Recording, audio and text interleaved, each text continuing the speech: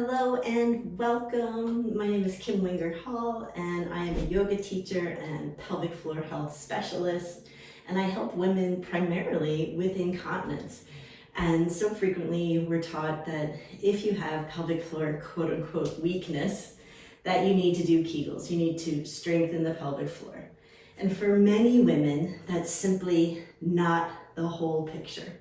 So in my programs like Unleakable, 2 Weeks to Leak Free, Beyond the Kegel Core and Floor Foundations, all of these different offerings, I have 3 pillars that I like to focus on. The first one is knowledge, like helping you understand that you are a whole damn person and that your pelvic floor issues didn't start in a vacuum. They didn't poof, one day you wake up and you have a quote unquote weak pelvic floor. That's just not how it happens.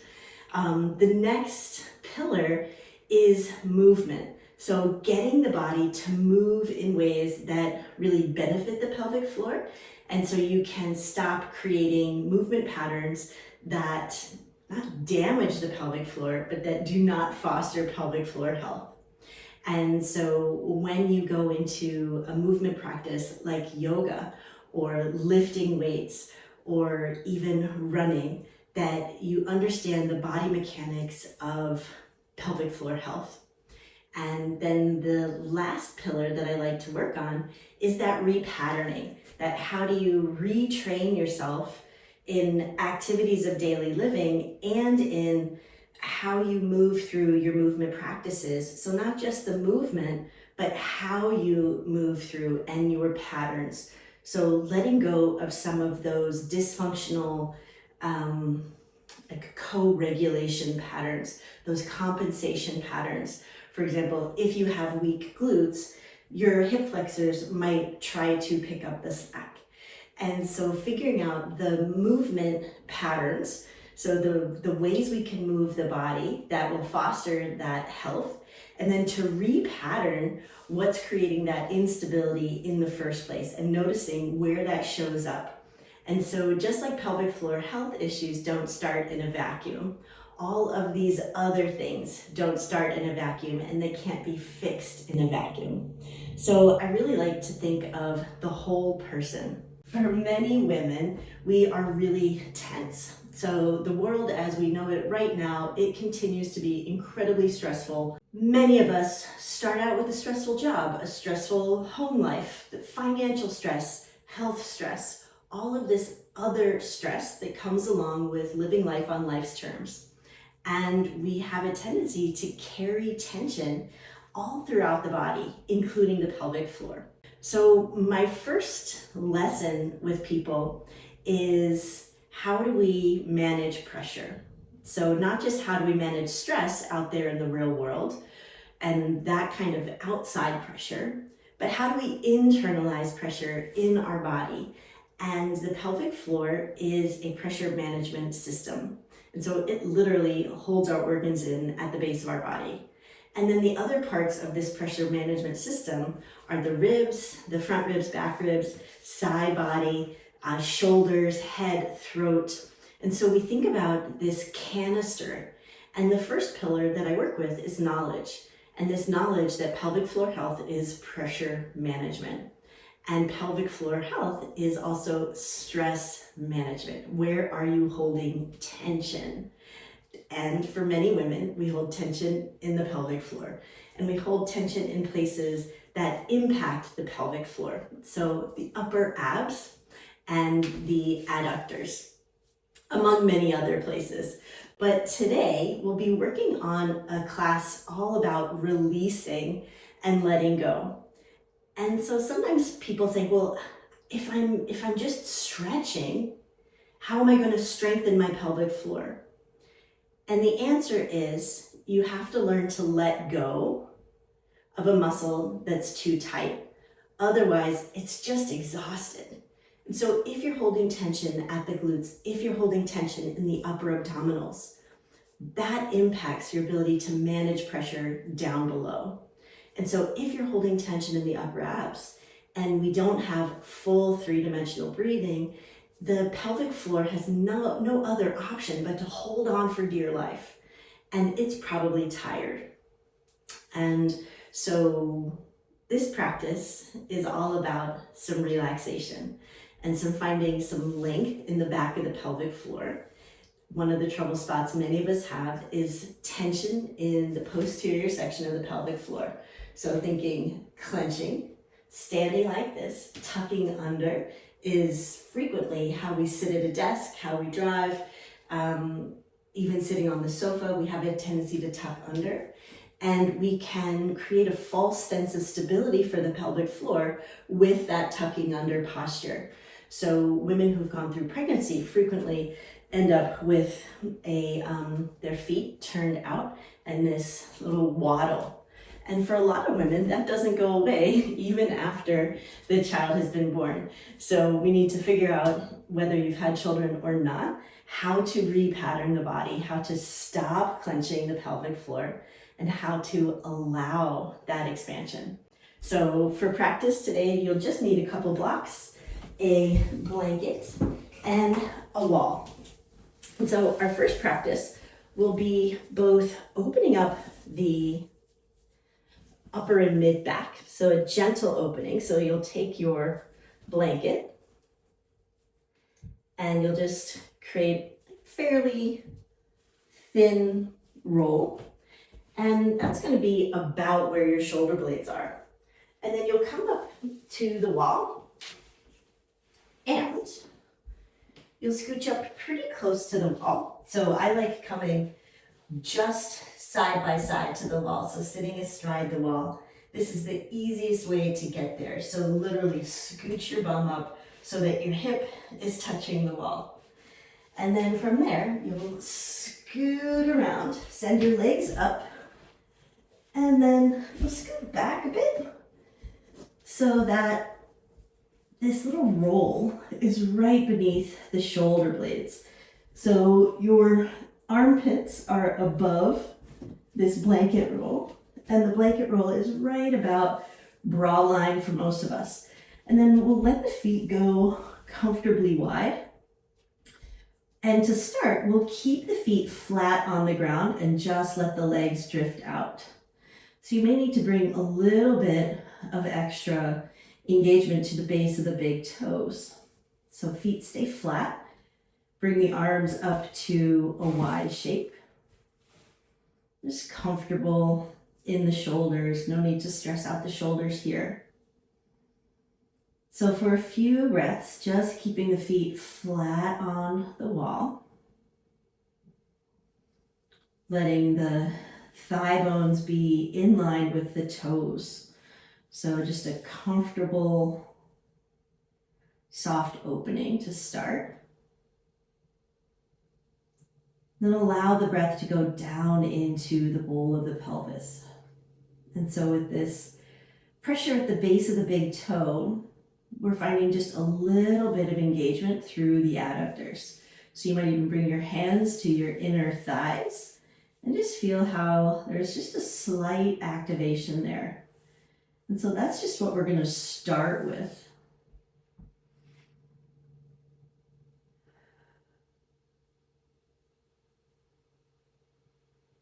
Take another few breaths here.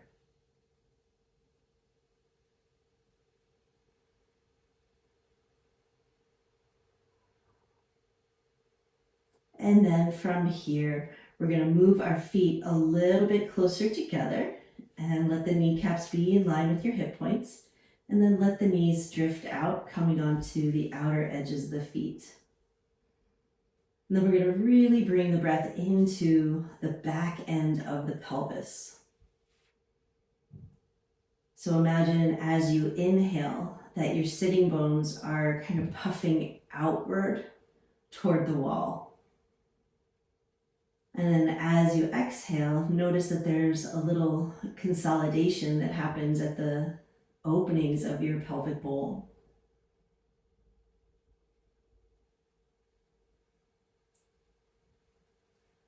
So finding a three-dimensional breath. Front body, back body, side body.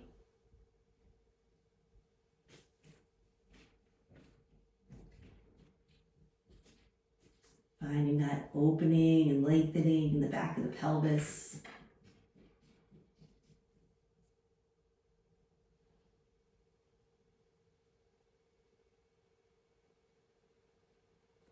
Really notice sensation here.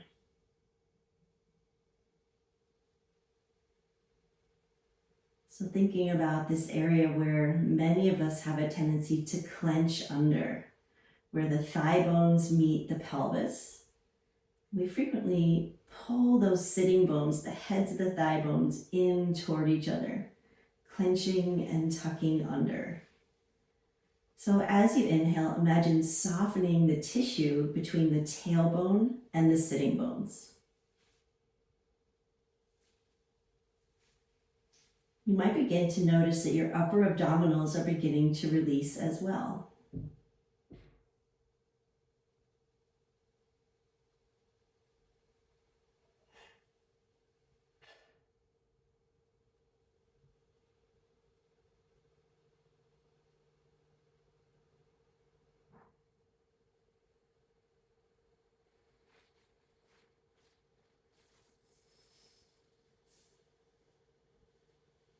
A few more rounds of breath. And the idea here is letting go of tension so that the pelvic floor can do its job of managing pressure, so that the upper abdominals can do their job in managing pressure.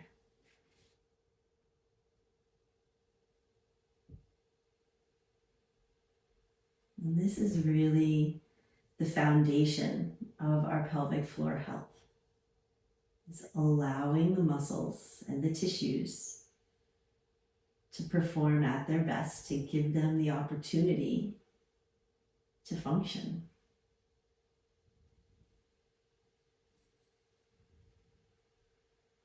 Take another few rounds of breath.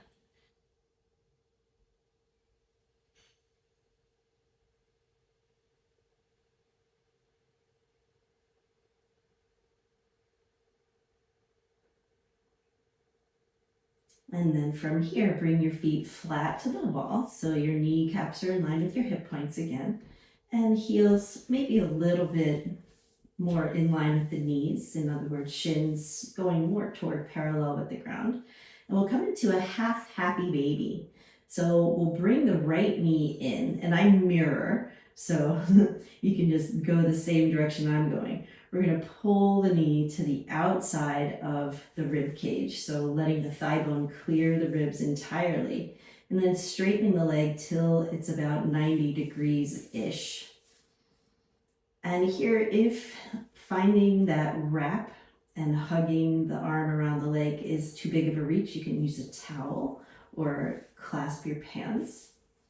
And then really breathe into the bowl of the pelvis.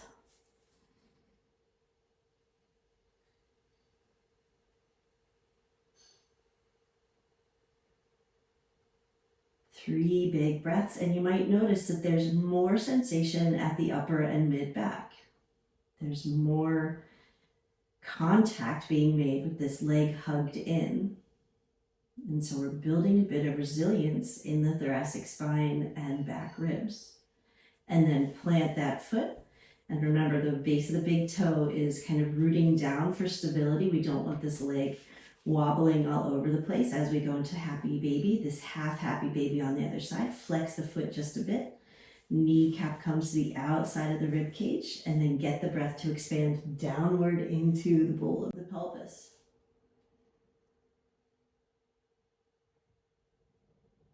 So the knowledge piece here that I want to impart to you is pressure management and holding tension at the back of the pelvic floor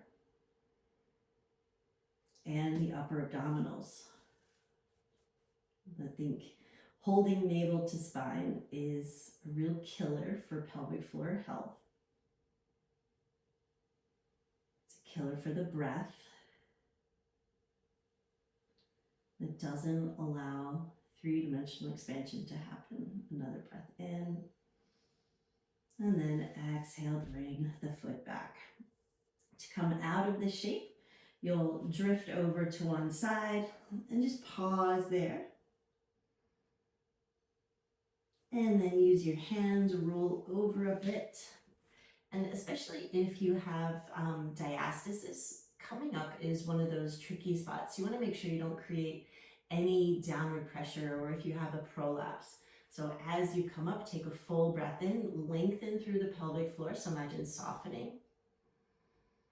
And then as you exhale, come on up without creating that downward pressure in the pelvic floor. And so from here, we're going to do a little bit of work, upper abdomen release work. So you'll take this little roll and make it a rollier roll instead of a flat thing. And this can be pretty intense. So most of us don't realize when we hold tension in the upper abdominals. So for many women, we have a tendency to shrink around the waistband. And we have sometimes been told, hold in your core. So kind of keep your core engaged is healthy for the back. And to some extent, that is true, that we want a light baseline core engagement. But we've been told, draw navel to spine and kind of cinching in around the waistline and to kind of shrink away from our clothing. And what that does is that literally cinches us at our middle. And so when that happens, the diaphragm can't do its job in managing pressure. So when we cinch at the center, our diaphragm cannot function fully. So it goes from what's called a zone of apposition that's nice and big, maybe an inch or even 2 inches, to just a little bit. And we get what's called a shallow breathing pattern. And when we have a shallow breathing pattern, the breath has to go somewhere. So it goes up into the shoulders and the pressure goes down into our pelvic floor. So we end up creating this baseline tension instead of tone. So tension is really what we're talking about today. Letting go of tension and building that awareness of pressure management. That sometimes we need to let go, lengthen, soften, so that the muscles that need to show up are not exhausted and they have the wherewithal, the fortitude, the reserves to function. And so from here, we'll come onto the belly. So come into hands and knees, walk the knees back, and then slowly lower. And we want this roll to be right underneath the low ribs, so above the navel. And we'll come into seal pose. So legs are going to be comfortably wide. And you want to make sure that this is not on the navel. And if you have an active diastasis, you want to be really careful here. Be gentle. No downward pressure. You might even skip this one if you have an active diastasis. I'm just going to change my angle here.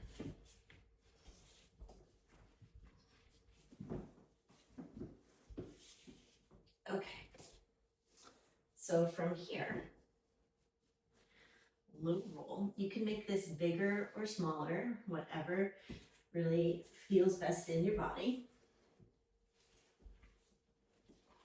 Come on down. And then, so seal pose is arms a bit wide, legs long and a bit wide, legs active. And then it's a bit of a push-pull. So hands spread wide, press down, and arms are kind of to a Y shape more than forward, and the elbows aren't bent. So arms are straight and a bit wide, legs are long, pubic bone acts as an anchor. So deep breath in, deep breath out. Lift through the sides of the waist. So drawing the waistline up toward the sky as you drag yourself forward, lifting a bit and tugging yourself forward. So I'm actively pressing down through the hands like I'm trying to pull myself forward, stretching through those upper abdominals. If this causes any yuckiness in the low back, see if you can release the glutes a little bit. And if that causes any yuckiness in the low back, you can do this on forearms, but you'll probably want to scoot forward. It's not quite as much abdominal stretching. And this doesn't have to be super intense. If you're an upper ab gripper, it might be quite intense. Breath really flows.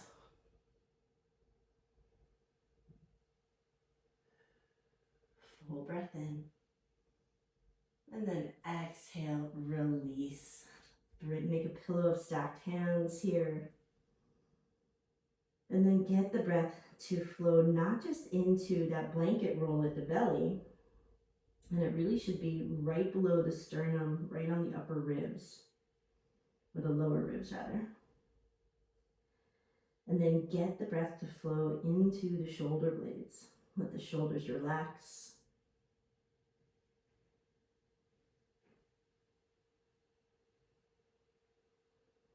And so as you inhale, allow that full expansion into the upper back, upper ribs.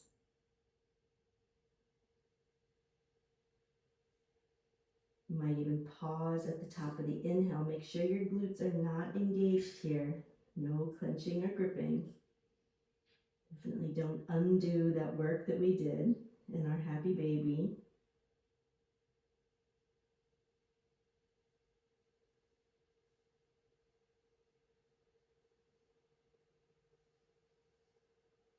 So when the breath can't expand into the thoracic spine and back ribs and rib attachments,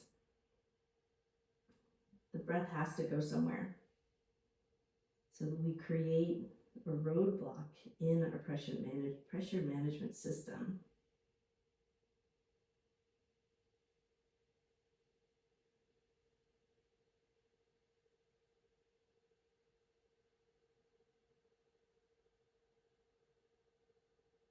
So really letting go here is the most beneficial thing you can do if you're carrying a lot of tension. So if you carry tension at baseline, your pelvic floor doesn't stand a chance because it's already tired. It's already holding on for dear life, trying to manage all that pressure you're creating with the tension. Take another breath in and out.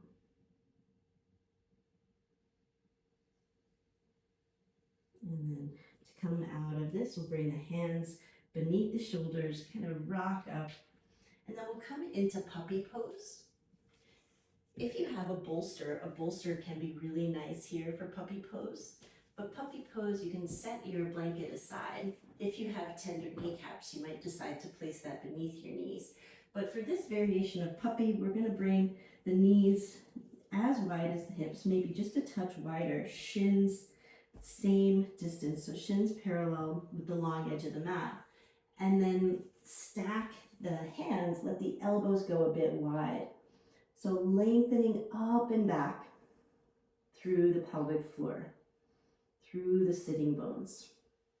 So picturing those thigh bones and the flesh around the thigh bones, your glutes, hamstring attachments, adductors, deep hip rotators. Think lengthening back.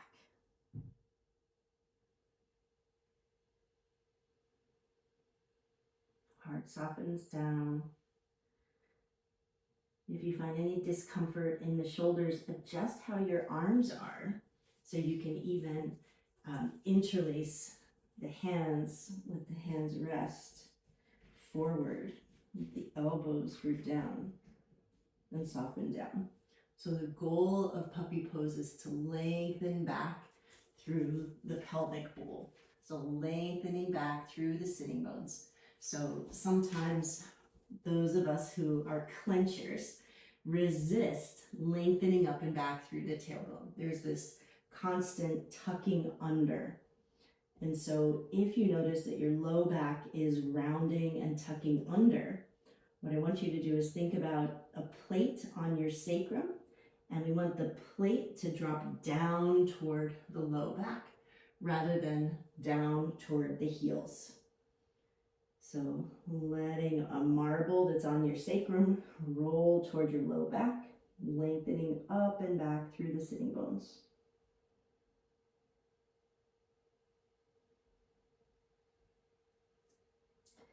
And then from here, bring the hands beneath the shoulders and come on up. And then we'll do another little bit of release work for the pelvic floor and the SI joint.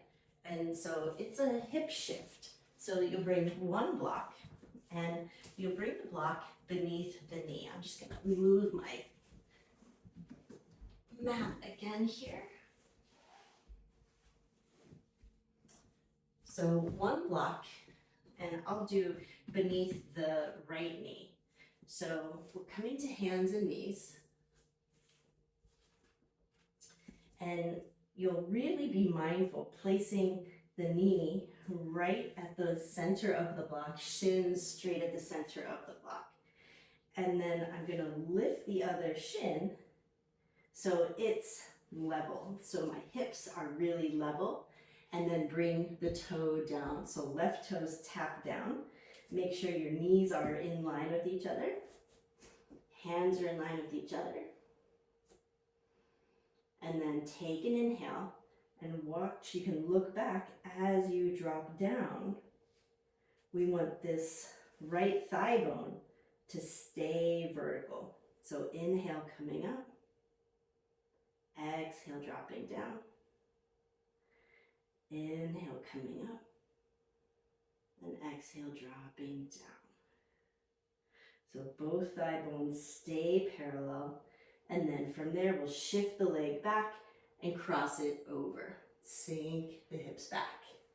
3 big breaths into this right glute, making sure that the knee isn't walking over and the hip is staying right in line with the knee, but we're just shifting back rather than letting that right hip drop over at the same time.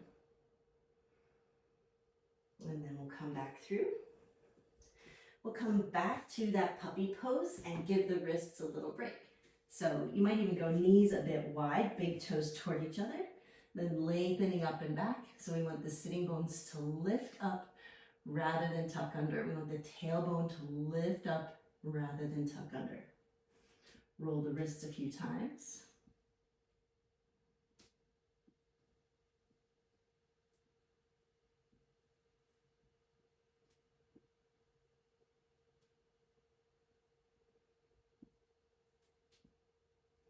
And then we'll go to that hip shift on the other side. And so stay this orientation. So start with the left knee, left hip right over left knee so that thigh bone is vertical.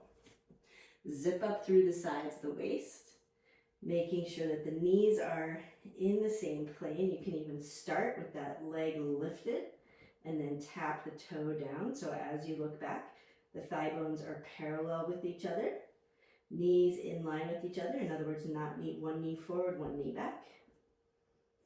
And then from there, gaze more forward than down, deep inhale. And then exhale, dropping it down. So all we're doing is moving the pelvis. We're not shifting forward or back.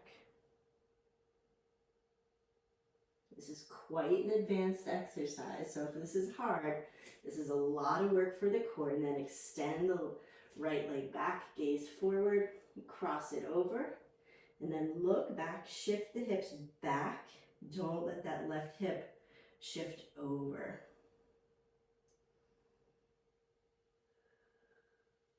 2 more breaths.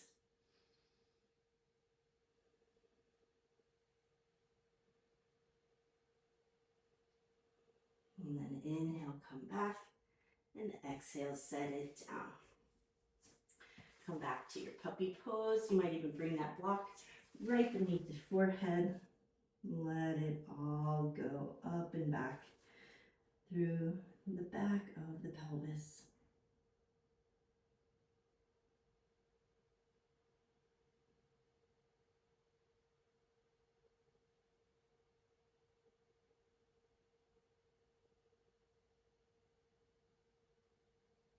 One more breath in and out.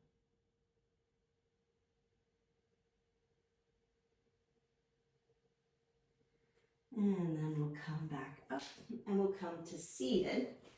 And this time we'll sit on the blanket.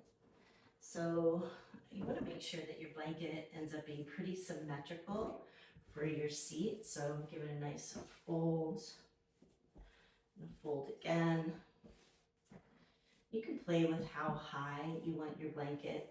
If you're pretty open through the inner thighs, you might not even want the blanket. But we'll start by lifting up. Sit on the blanket, and we're going to come into a bit of an anterior pelvic tilt. We'll bring the soles of the feet together. So you can bring the feet forward, rock your sitting bones to the front edge of your support, and then begin to bring the soles of the feet together. Big toes touch, pinky toes touch, heels touch, and then bring the blocks beneath your knees on an angle. So if you're pretty open, you might bring the blocks right on their lowest setting. You might continue to bring the feet in if you're pretty open. And just finding that comfortable place for you. More is not better. And then we're gonna do a little bit of active release work. So you might not go to your full state of openness. You really want a bit of release more than stretch, which is a little bit different. So stretch is usually pretty intense. And then a release is like where you can just allow with no resistance. There's no tension. And then from here, we're gonna lean forward, place the elbows right on the knees, roll the shoulders back, and then press down into the elbows, press the knees into the elbows. So we're finding resistance. So you should feel your adductors firing. So we're really going to get them to release. So deep inhale, press, press, press. And then exhale, release all of that effort, come a little bit more deeply into the fold. And go from more forward than down. So rather than sternum turning toward the ground and you kind of craning the head to get closer, think reaching the heart forward, forward, forward, shoulders back. We'll do a little bit more of that engagement. So full inhale. And then as you exhale, press the elbows down into the knees, knees back into the elbows. Make sure you're finding that 3-dimensional breath pattern. And this is a subtle engagement. It's like 10% effort. So we don't want to create additional pressure down into the bowl of the pelvis.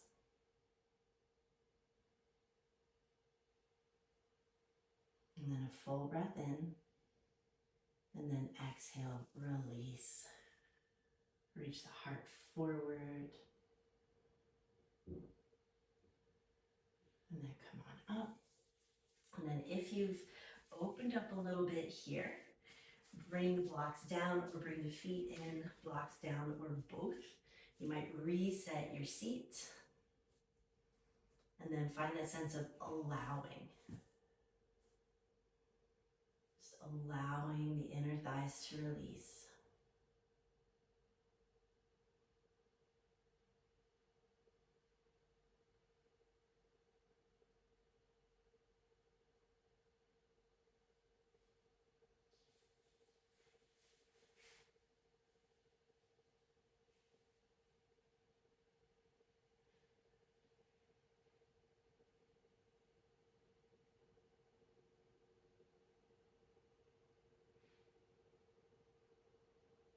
A few more rounds of breath here.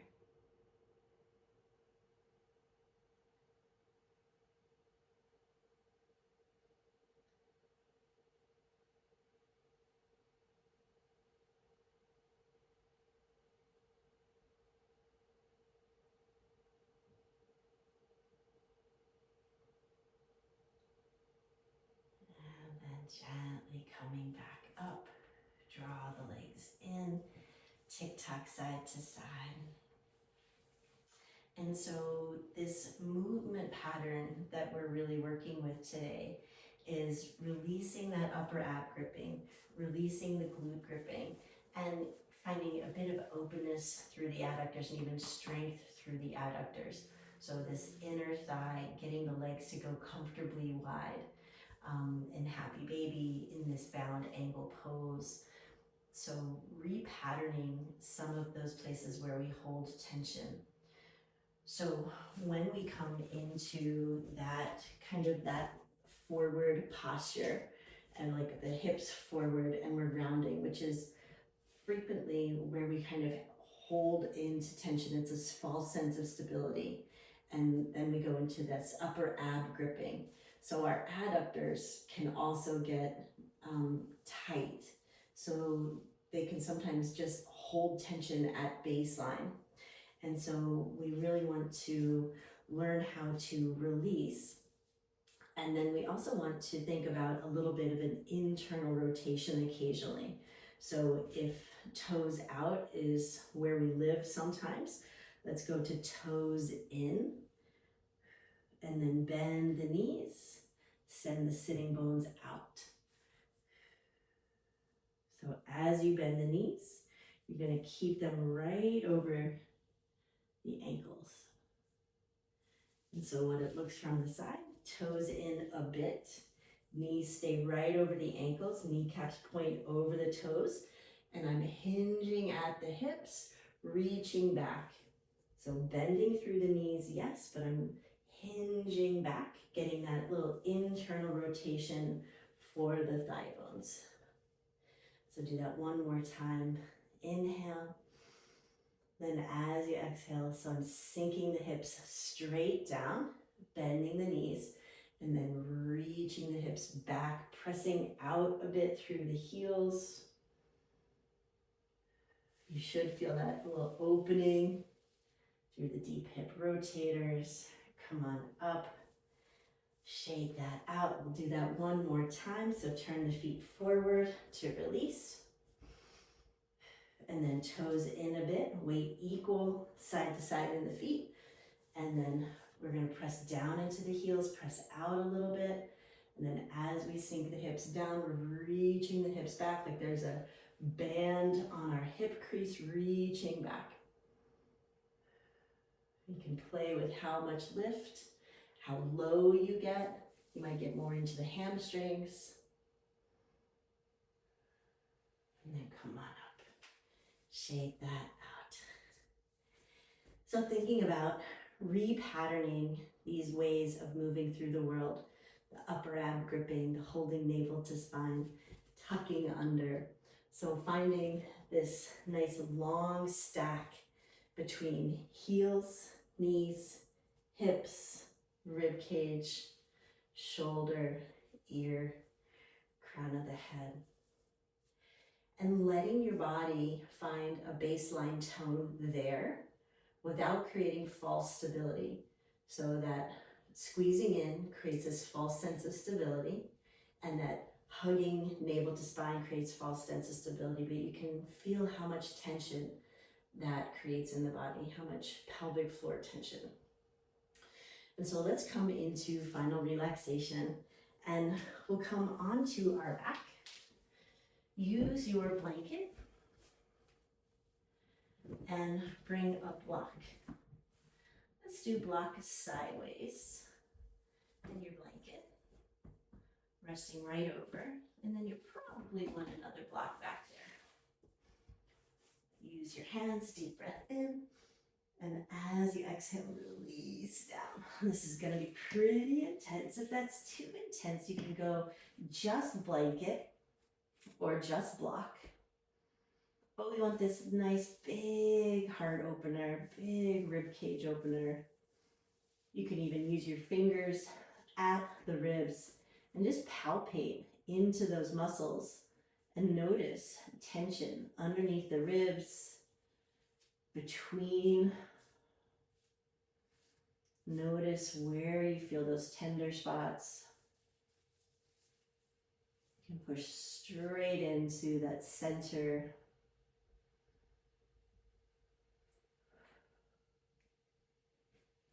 A lot of nerves there.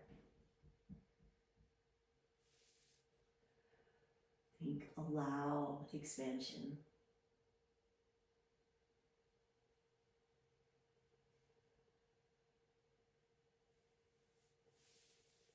And then walk the feet to the edges of the mat.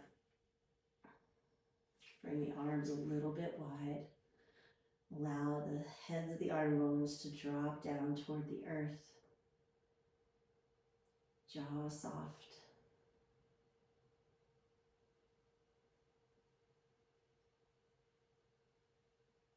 So finding ways to relieve tension in our lives and in our bodies will be really beneficial for your pelvic floor.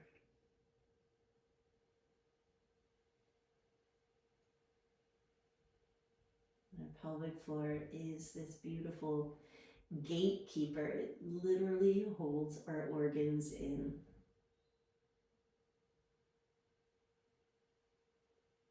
But if we create so much tension there,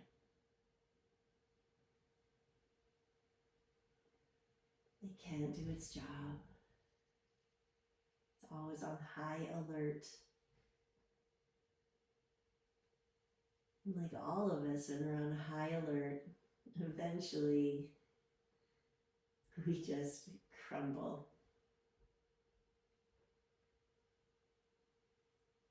So just as we can manage the stressors in our life, we can manage the stress that we place on our pelvic floor. This knowledge, this movement, repatterning. Take another few rounds of breath here. Stay here as long as you'd like.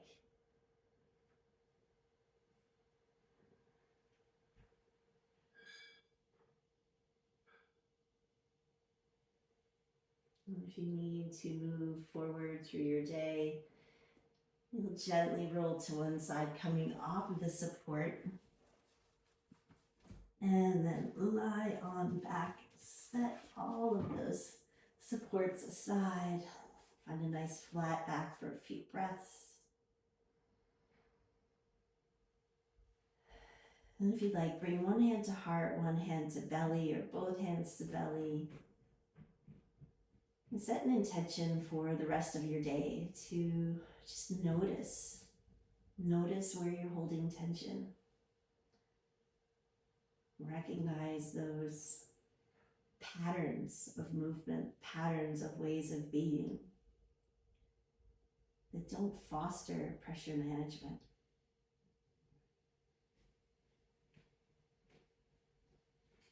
Letting go a bit more often.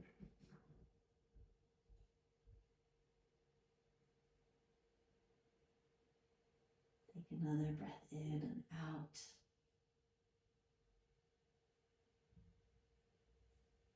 And then gently roll to one side. Pause there and make your way back up to seated.